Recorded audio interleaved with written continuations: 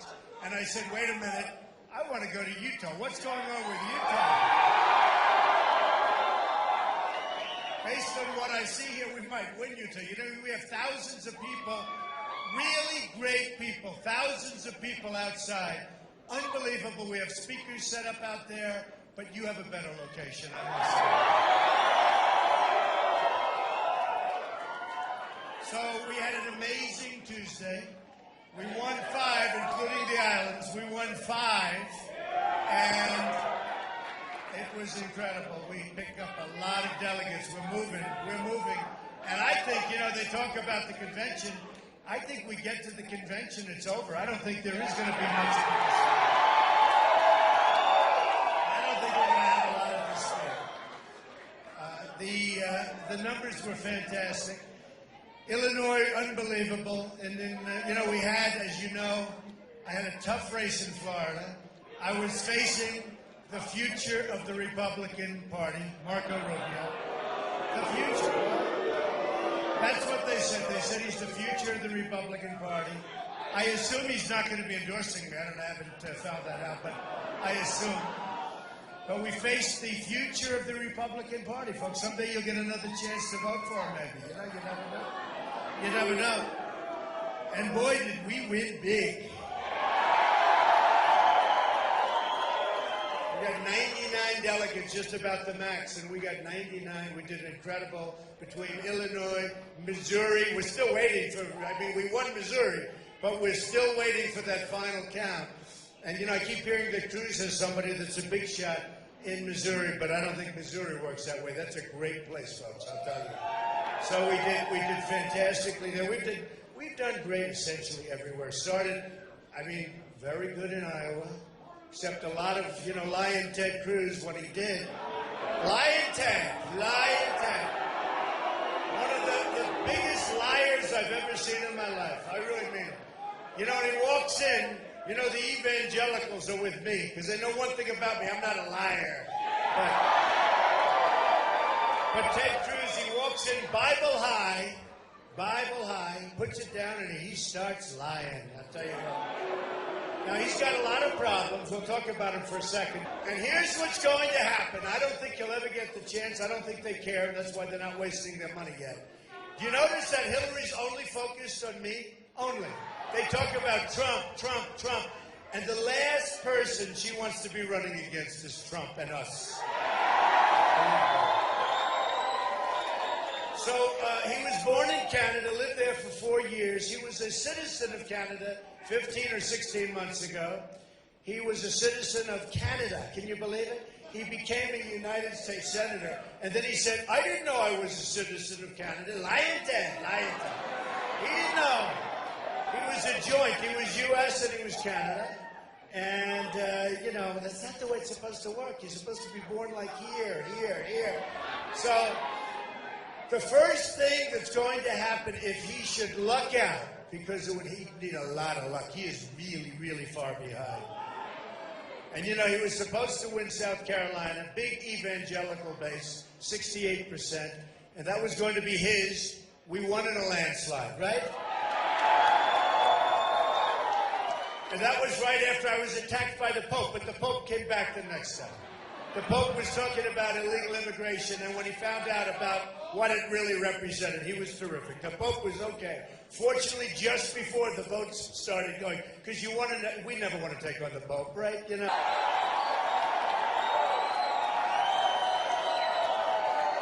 I have many friends that live in Salt Lake. I have a lot of friends. No, I have a lot of friends. By the way, Mitt Romney is not one of them. Did he choke? Did this guy choke? He's a joke artist. I can't believe. Are you sure he's a Mormon? Are we sure? He choked. It was so sad. He should have beaten Obama. We wouldn't be working. I could be back right now. I could be back working in New York and doing my deals and having fun and being with my family. Ivanka's having a baby today or tomorrow or the next day. I could be with Ivanka instead of with you, which is okay. It's okay. But now Ivanka's having a baby. I thought maybe 3 weeks ago, 2 weeks ago. I mean, it's got to happen soon. We thought it could have happened. I've always gone, every time I go to a primary place, they say, maybe Ivanka, come on, let's see what happens, right? I took her to Florida, I hope. Didn't work. But I should have brought her right here. That would have been good. But any day now, it should be over the next couple of days. But she's really special. She sends her regards. And she really is very special. Don is with me, Don Trump. And he's with me. Where is he? Come on. Come on.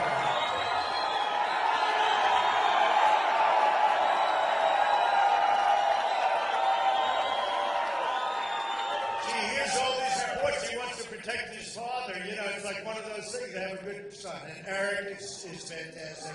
They always like to travel. And by the way, outside looks absolutely fine. We have, they said, 2,500 of you, and they have some of the agitators / protesters. Some are protesters, about 2%, and then some are agitators. That would be the rest, okay?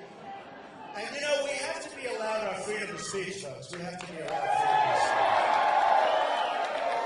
We're not causing any problems. And, you know, if you look at some of the other places we've been, it's been very, very safe. And you'll have a protester or agitator, but stand up and start screaming.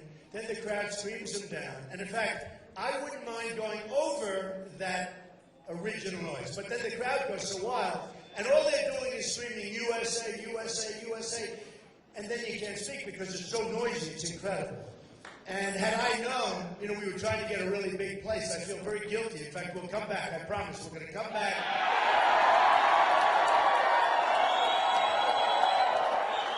Don't forget, we only set this up like yesterday afternoon. And it is true. I mean, it's true. I said, I want to stop in Utah. I know I'm going to do great there. But I have friends that are here, and I have a couple of friends. I have actually one who's Jewish. And he says that the hardest working people, he loves the Mormons. He loves the Mormons.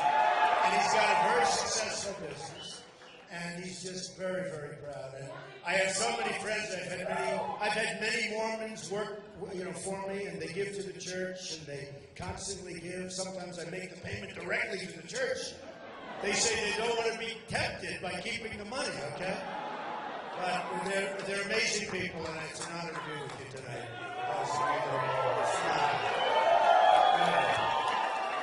So we have a lot of things we can talk about. I do want to talk a little bit about the competition because this started off with 17 people. We're now down to 3, or as they say usually on television, 2 1/4. I actually think it's 1 1/2, if you want to know. But we don't have many left. And, you know, they ask me on television, they say, well, maybe you'll start acting more presidential. I say, what's wrong with the way I'm doing it right now? In all fairness? That's, you know, their form of a knock. I could be the most presidential person you've ever seen. The one thing I have to say is you have to knock them out. You know, a lot of people at 17, they were coming at me from different angles. If you're too presidential, you're going to lose. We don't want to lose, right? We're not people that don't know how to close. We know how to close the deal. And they said to me, Bill O'Reilly, good guy, said to me the other night, he said, well, are you going to stop with this, or are you going to act a little more? I said, Bill, I have 2 more leftovers. I have to take care of that first. Okay? I have to take it.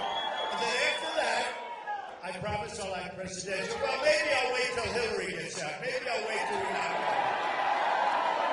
Number one, she shouldn't be allowed to run. Okay? How that deal is working out. How that deal. And I have to tell you, something just came out over the wires. The Reuters tracking poll. So, you know, we have 4, 5, 6 people, and they're always comparing me, like, with Hillary, the Wall Street Journal, which has no idea anything about math. They had to think, well, Hillary had X millions of votes, and you had a little bit less. I had 17 people in my deal. She had Bernie, just Bernie, who looks like he's finished now. You know, I'd love to run against Bernie, but honestly, I'd rather run against Hillary. I must say. So, you know, with all of those people, that's a tremendous amount of people. So one by one by one, they leave. This guy, Lindsey Graham, I mean, you ever see a guy like this? He's at 7. We started at 7. I started hitting. You know, he really hit me. I mean, in all cases, wouldn't you say, you guys are a nice crowd, nice looking people. Those lights are bright. They're bright. But in all fairness,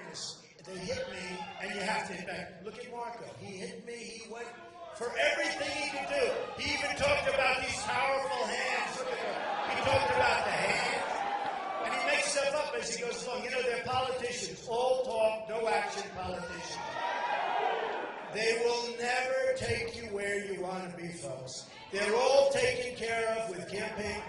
Look, campaign contributions, 100%. Whether it's the pharmaceutical drug industry, whether it's anything you want to name, they're all taken care of, 100%. And you go up to them and you say, well, who is it? Who's going to be the lobbyist to take care of Ted Cruz? I could give you the name of lobbyists, okay? It's almost like emblazoned on their forehead, the lobbyist's forehead. Cruz, Cruz. And you go in and they raise. So a lot of things, thank you very much. This is a very friendly group here. I expected a couple of protesters. I mean, I'm sure a couple of protesters. Did any protesters sneak into the room?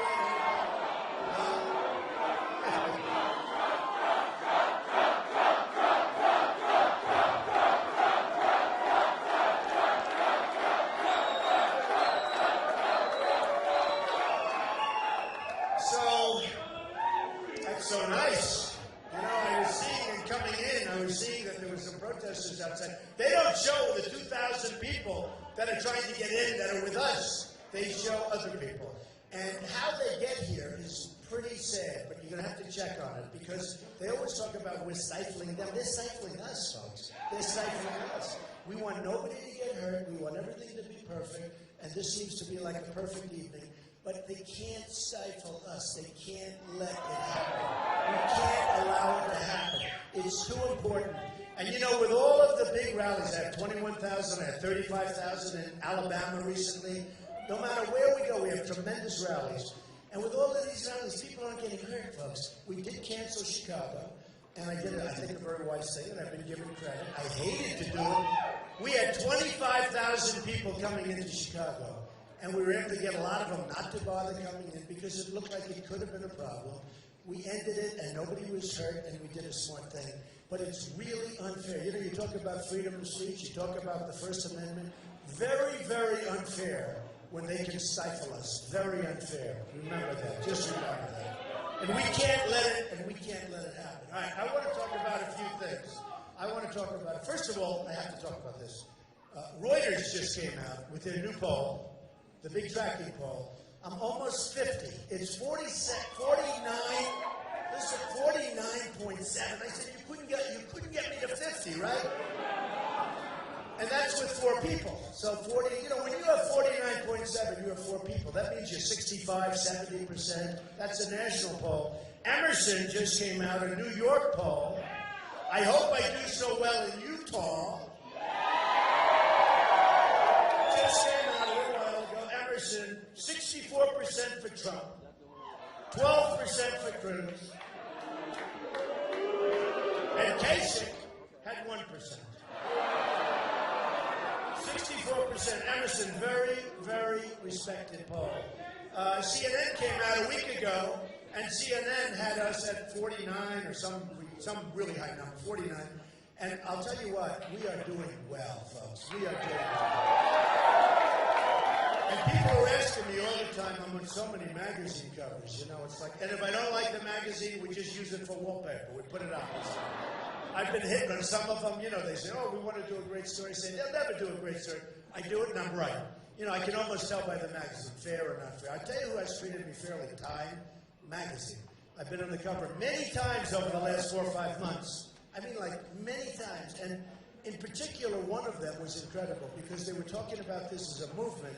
It's never been done before. There's never been anything like this before. Thousands and thousands of people. You know the nice thing? Yes, I'm spending my own money. Yes, it's a lot of money. Probably in for about $30 million already. A lot of money. But other people are in for 3, 4, 5 times that. In New Hampshire, which I owe a lot to because the people of New Hampshire are incredible, and they have a big problem, drugs. They have a drug problem. It's like an incredible problem. They said, I'm going to stop up that border. You're not going to have drugs coming into New Hampshire. And that means Utah, that means Salt Lake City. I mean, that means a lot of different places. But you know, New Hampshire with the beautiful fields and the trees and everything's so beautiful. And I'd go to a meeting with people that lived there, and it was always like the biggest problem they have, heroin. And you just don't see it for New Hampshire. So we said to them, and I mean it, then I went to South Carolina. We won New Hampshire in a landslide. We then went to South Carolina, where I was expected to come in second, and we won in a landslide because the evangelicals don't like lying, and they don't like liars. They're smart, and they don't want that. And then we went all over. We went to Nevada. We had a landslide there. Pretty much a landslide everywhere we've been. The biggest landslide was Florida. 20 points. That was a great victory. That was the victory. Everybody said the polls must be wrong because they were showing like 18 points, 16 points. One of the polls had 8 or 9 points, but they didn't like me. You know, those polls are a little bit suspect before. The ultimate poll is the vote, right? But the polls were showing 16, 17 points. We won by close to 20 points, and it was an amazing event. And people, look, the biggest story in all of politics worldwide is what's happening to the Republican Party. Can you believe this? It's true. Because the voting turnout is massive. And you know who they are, right? The people coming in. Where are they from? They're Democrats. They're independents. And you know, almost what's to me the most impressive, and I see it when I'm signing or when I'm shaking hands with people, most impressive to me is the fact that many of the people, so many, I would say, of the new people coming in, which is millions and millions of people, 15, 20%, new voters, people that have never voted before, 50 years old, 60 years old, 30 years old. These are people, they say, Mr. Trump, I'm 38 years old. I love you. I've never voted before. I've never had the incentive to vote before. And we have, I guess, ultimately, millions of people come in. They've never, you know what a great thing that is for our democracy when you think about it? These are people, these are smart people, these are great people, these are hardworking people, but they've been left out. They've been disenfranchised. They haven't liked the people that, you know, they're smart. They see people that they're supposed to vote for, and they say, I'm not going to vote. And we can understand that. But people that, I had one person in Tennessee, she's the all-time record, 93 years old, everybody knows who I'm talking about, a big story, 93 years old, never voted before. Now, I could say, come on, you got to do a little voting, right? She never voted before. She voted for the first time recently in Tennessee, 93 years old. That is so amazing. And she's like a fan. She's 93. She's wearing a Trump shirt. She's wearing a Trump shirt. So I think it's an amazing tribute to all of us. It's an amazing tribute when they talk about the movement and when they talk about the fact that they've never seen anything like it. And nothing stops us. The other thing they say, and it comes out very strongly in the polls, is that the Trump people are by far the most loyal. They actually say that Trump can do almost anything and they're never leaving. Whereas some guys, if they sneeze, if the candidate sneezes, they're gone. The people are not. Trump can do almost anything. So I guess there are certain things, maybe not, but almost anything. Thank you, man. Thank you. We love you all. We love you. Thank you.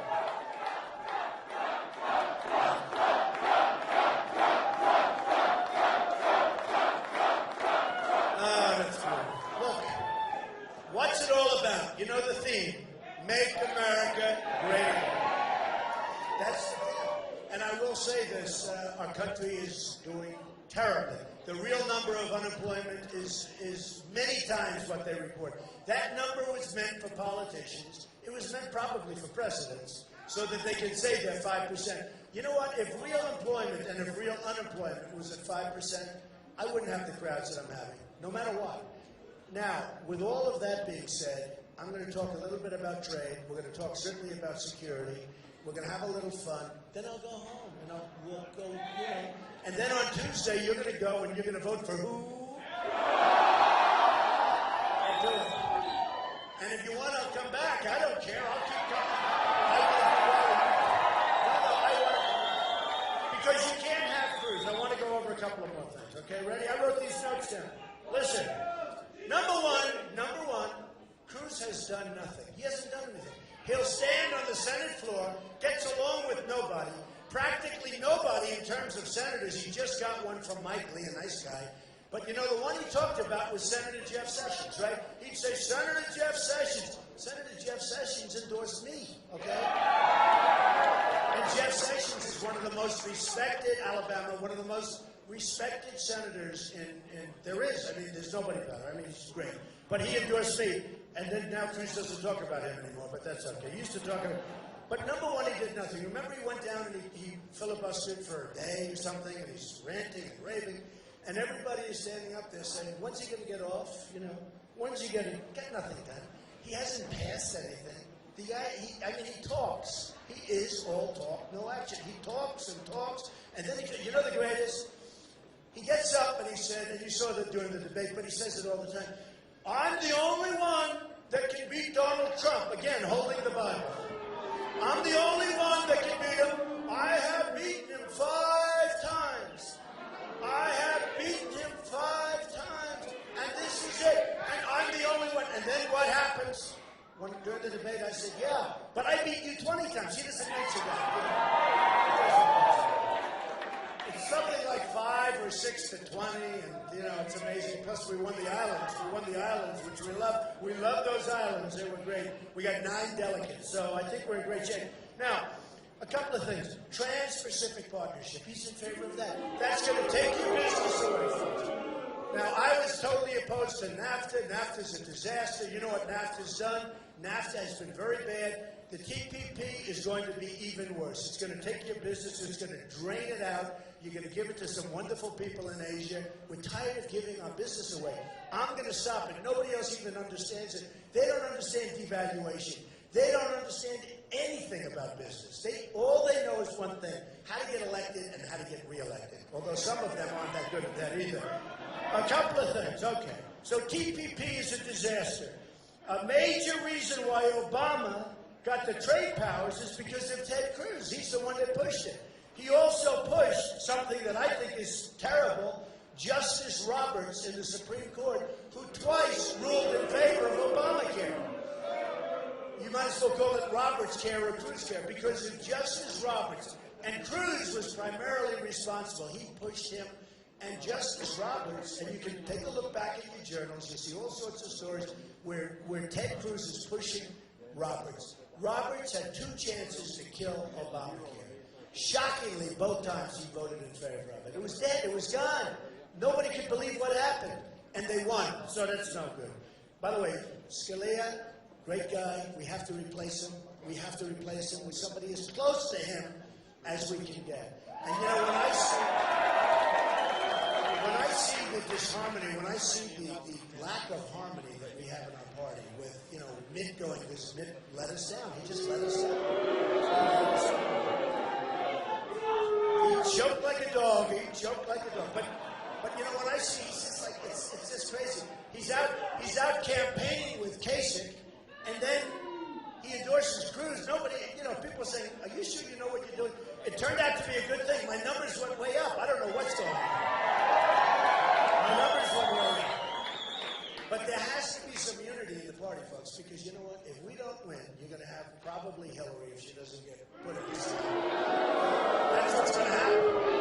That's what's going to happen. And we will beat her. I'll beat her. So coming in, I was watching the networks, and they were saying the one that has the best chance to beat Hillary is Trump, and that's true. And I don't even call it a chance.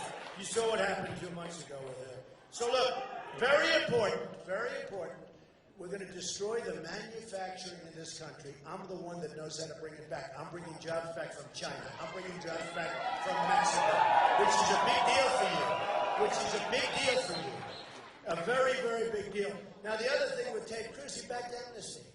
And he's actually weak on illegal immigration. I saw him today standing at the border.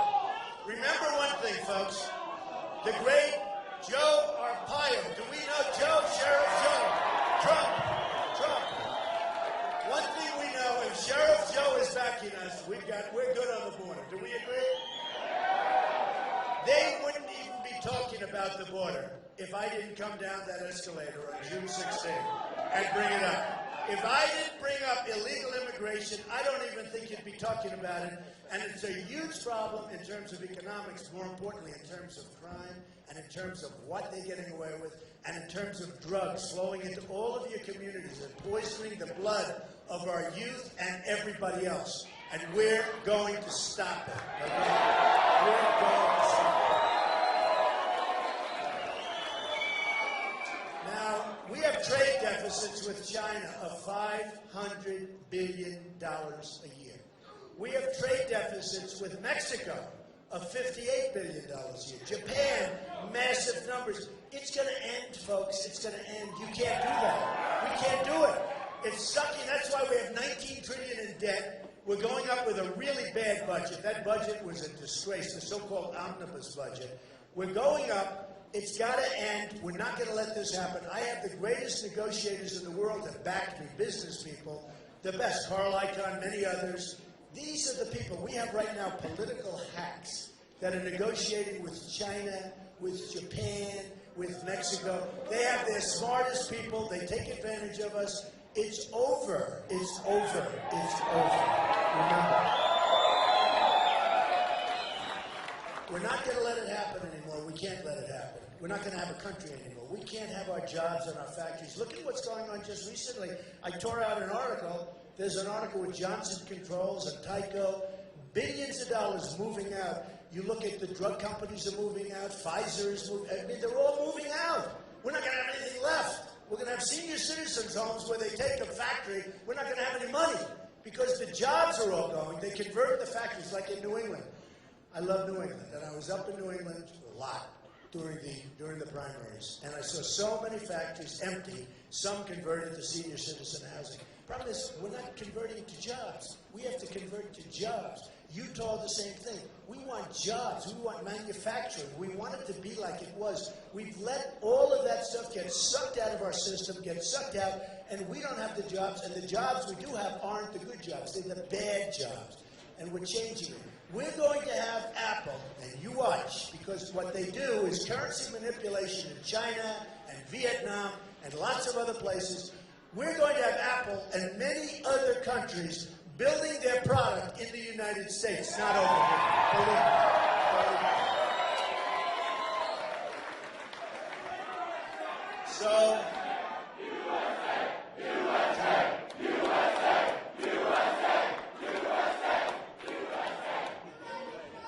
So here's what's going to happen. When you look at what's going on, I believe in free trade. You know, a lot of people say he's not conservative, and they're usually referred to free trade. I am conservative. I'm very conservative. But I'm not conservative when it comes to stupidity. We have probably the dumbest trade deals in the history of the world ever negotiated. We have rebuilt China with trade. They have sucked money out of our country, and jobs, and the base, manufacturing gone. Thousands and thousands of factories, millions of people lost their jobs. I mean, a smaller instance is Carrier moving to Mexico recently. You saw that. They just announced we're moving to Mexico. Now, the only way you can do it, and I have to tell you, good student, the Wharton School, all that stuff, you don't have to be a good student. You don't have to go to college, and it's real easy to understand this. We can't allow our businesses to be stripped out of our country, right? We can't allow it to happen. We're going to bring it back. By the way, we're bringing it back. But we can't allow it to happen. But what's happened is we've had bad leadership, but we've had very bad negotiators, and we've had a lot of political guys where they get money and they say, let it go, let it go, let it go. A lot of people say, why did deals like that happen? How come that when it comes to, like as an example, medical, drugs, why isn't there a big bidding? We're the largest buyer of drugs in the world. There's no real bidding. We lose fortunes with that. There's no real bidding. They say, why? I said, because all the guys are getting taken care of with campaign contributions. With me, folks, it goes to bidding. We will say, same thing with the military. You got to see the military procurement, the military bidding. The companies that get the jobs aren't the stuff with the best equipment. They're the ones with the best political context. It's going to end. Because we're going to build. We're going to make our military bigger, better, and stronger than ever before. Ever before. And nobody's going to mess around with us anymore, folks. Right now, they're laughing. It's been so depleted. And we are a depleted military. We have problems. We have generals leaving, and they give press conferences and announce how bad our military is. Number one, I don't want generals giving press conferences. And number two, we're going to make it strong because people are not viewing us the way they used to. Believe me, that I can tell you. The other thing, importantly, we're going to take care of our vets. Our vets are being mistreated.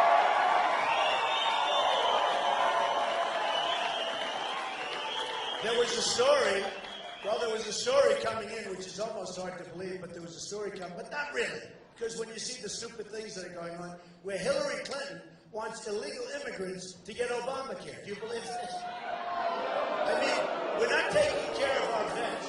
Our vets are waiting in line for 6 days to see a doctor and dying while they're waiting, and we're giving illegal immigrants, people that aren't supposed to be here, Obamacare. Can't do it, folks. Can't do it. We can't do it. We can't do it. So what's happened? I love you too. Who is that guy back there? Nice guy. Yeah, we appreciate it. Look. Folks, it's common sense. It's intelligence and common sense and heart. We got to take care of our people. We got to take care of our people. Let me just say a few things. We're going to get rid of Common Core. We're bringing education local. Okay? Number one, it'll be much better education. And number two, I mean, is there any doubt that local is going to be much better? And it'll also be less expensive, if you can believe it. But we're bringing it to a local level so that the people in the community can take care of their education. We are ranked 30 out of 30 right now. The worst. And yet we're number one in cost. We're going to bring our education locally. We're not going to rely on Washington, D.C. bureaucrats to tell us how to educate kids in Salt Lake City. So we're bringing our education local. And it'll be great, a huge improvement. Number two, we're repealing and replacing Obamacare. It's a total disaster. It's a total disaster. And number three, if you look at it, our Second Amendment is under siege. We are going to be so strong with our Second Amendment. We're not letting our Second Amendment go. So we're going to be very, very strong. That's another one. They're chipping. They're always chipping away. Now they're looking at bullets. Maybe we can't do the guns, we'll do the bullets. Not going to happen, folks. If in Paris they had bullets flying in the other direction, toughest gun laws in the world, if in Paris bullets were flying in the other direction, you wouldn't have had 130 people killed. You wouldn't have had many, many people right now dying in hospitals from that attack. You wouldn't have it's not even Los Angeles. It's a very nice area, very nice community in California. 14 people killed, many people injured by these two people, radicalized people. They went in, they shot and killed people that gave them a baby shower just a little time before. And you know what? There were no other guns. Nobody had guns except for the bad ones. They had guns. The bullet flew in one direction. You have somebody, if this man right there with that beautiful white hair, if almost anybody, that one right there, if there were a couple of guns strapped onto a hip, was strapped around an ankle, and those bullets were going in the opposite direction, believe me, it would not have been the carnage that you witnessed with either of these people.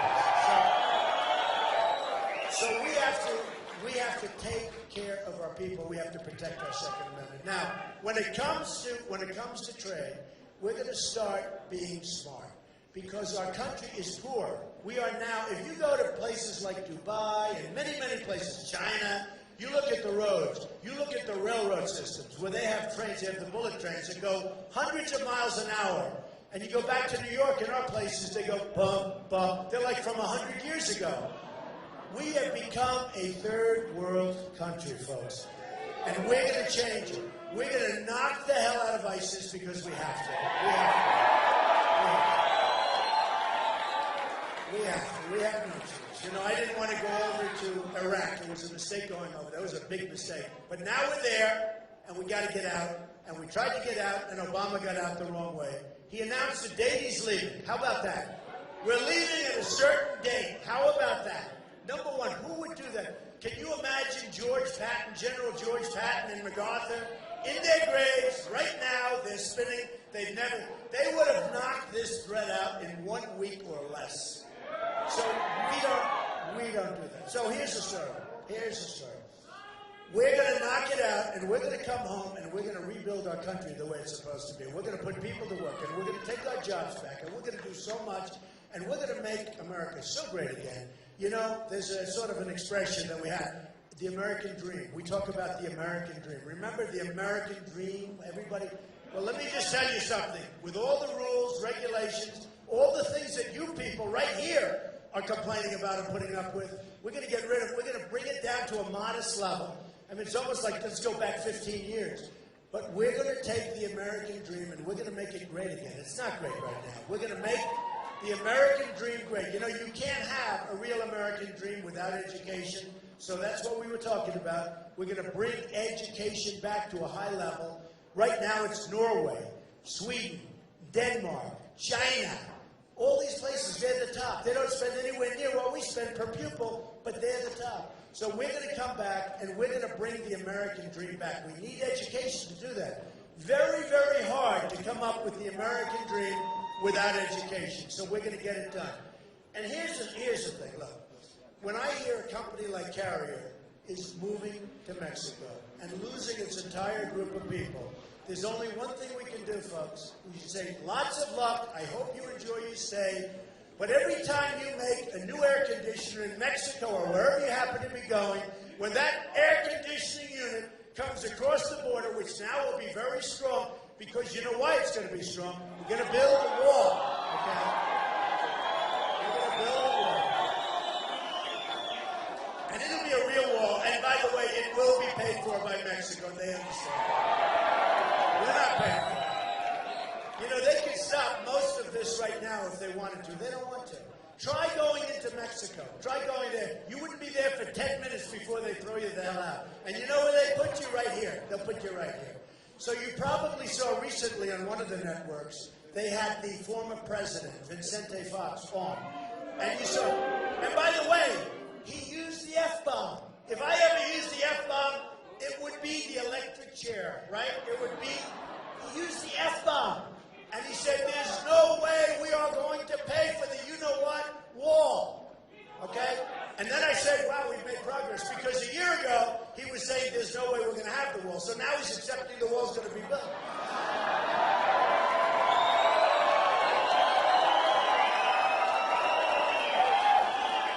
But these guys that I'm against, so thank you. These guys that I'm against, you know, the final three, we call them, right? The guys that I'm now against, they asked me, you can't get, and they actually tell me, you can't get Mexico to pay for it. Of course I can. How can you do that? All you have to do is look at the trade deficit. We have a $58 billion trade deficit. The wall is going to cost $10 billion. Is there anybody in this room that thinks we're not going to get it? If I'm president, I guarantee you, they will pay, and they'll be very, very happy about it, okay? They'll be very, very happy. So it's not a question of free trading, honestly. It's not a question of free trading.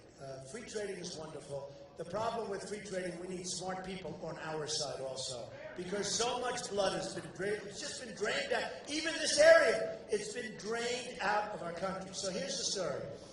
We're going to negotiate great deals. We're going to bring wealth back into our country. We're going to save Social Security and Medicare. We're going to save them. But we're going to bring wealth back into our country again, because our country is a poor country. We have deficits like you wouldn't believe for years and years and years. You can't go on. We're sitting on a bubble like you've never seen. And I hope it doesn't explode when I'm president. If it's going to explode, let it be a couple of days early. You know, I'll be there for 2 weeks. The bubble explodes. They'll say, oh, it was Trump's fault. No, I don't want that. We are sitting on a bubble, and it's a very dangerous bubble right now. You take a look with what they're doing with interest rates. We have free money, everything else. It's a very, and what does free money mean? Free money means people that saved all their lives and thought they were going to live off the interest they're getting. They're not getting any interest, folks. They're not getting any interest. So we're sitting on a big, fat, ugly bubble.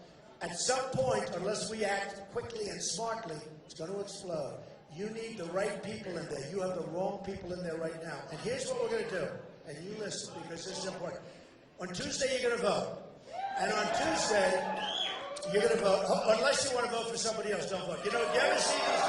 No. You ever see these politicians where they say, on Tuesday, you're going to vote. And it makes no difference if you vote for me or anybody else. But, well, to me, it does. If you're going to vote for somebody else, don't vote, okay?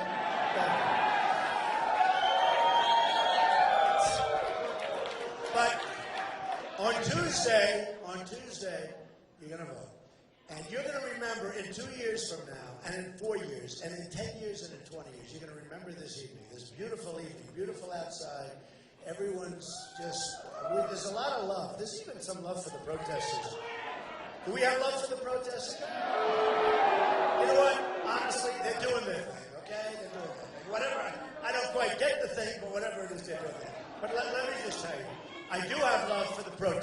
and I have love for the people standing outside, the thousands of people that wanted to get in here. I love you people out there. I love you.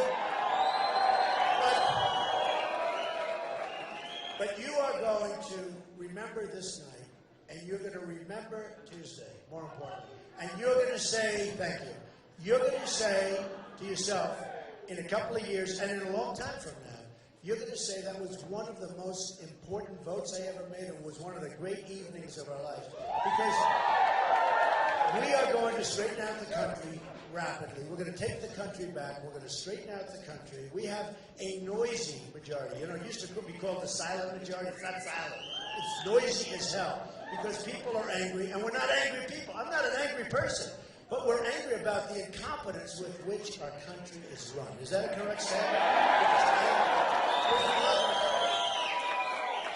And you're going to see things happen quickly. You're going to see on trade, we're going to start winning again. We don't win anymore. You know, as a country, we don't win anymore. We don't win. And you're going to see a tremendous change. You're going to see victory after victory, win after win.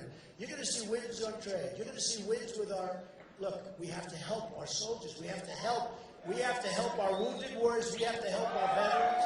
And you're going to see big, fat, beautiful wins for our veterans. We have to take care of our greatest people. So we're going to see wins. We're going to have wins on health care. We're going to have great wins on health care. Right now, Obamacare, 45, 55% increases. The deductible is so high that you don't even get to use it unless you're close to death. It's no good. It doesn't work. It's so expensive, and it doesn't work, and it's going to fall of its own volition, but it's going to be terminated before that, okay? But you're going to win on health care. You're going to win at the border. You're going to win with Common Core, getting rid of it, end it, over. You're going to win with the Second Amendment. We're going to win every single... you know, I joke when I say it, but sometimes it's fun to say it. You're going to win and win and win. You're going to win so much. You're going to say, Mr.